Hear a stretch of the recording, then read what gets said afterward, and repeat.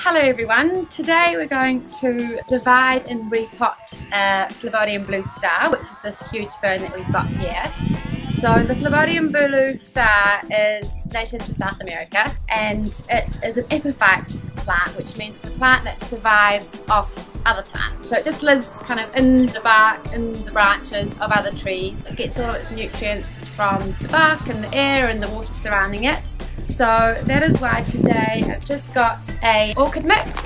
Orchid mix is mostly kind of bark and pumice and things that are really free draining.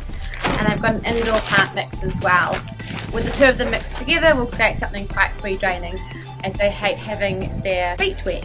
When you buy these in the shop they tend to be quite a lot smaller, but they are quite rigorous growers, and yeah, it's time to replant this one. What I'm going to do is keep kind of a bigger portion in this pot and then repot the smaller bit that I take off into this pot here. So this has got really good holes in it for free draining. So 2 weeks before you want to repot or divide your blue star fern, we recommend you feed it with a half-strength liquid fertiliser, just so that it gets all the nutrients it needs, and then when you split it up it's kind of good to go and ready to thrive. So the other thing with blue star ferns is that their kind of root system is made up of rhizomes. They've got little brown fuzzy hairs on them, and that's what soaks up all the water, all the nutrients from the air around. And basically we're going to try and get a good section of rhizome in each pot. So we'll begin by taking out.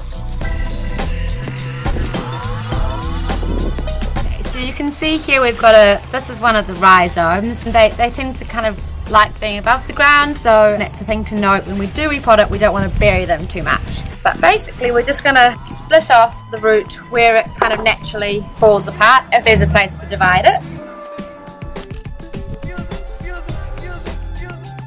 So you can cut the rhizomes, they bounce back. So you can see it's coming apart quite in a natural place. See that little rhizome's coming this way and this section is going that way. So I'm just going to keep prying them apart.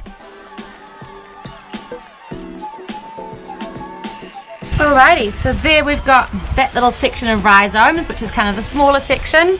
I'm going to pop into this pot here, and then that one I'm going to put back into its pot before. But you'll see on here I've got, these are some lovely new baby fronds coming through, and there's a good amount of rhizome there for it to get stuck into its life in a new pot. So I popped a bit of bark in there and it's lovely and loose. And into its new pot it goes. And then just more bark around the sides. So that's that one there. Now this one here, I'm just going to add some rocks back in. And then this one is going to make its way back into the big pot. And I'm just going to fill the sides round with more of the orchid mix and make sure I'm keeping the rhizomes nice and open.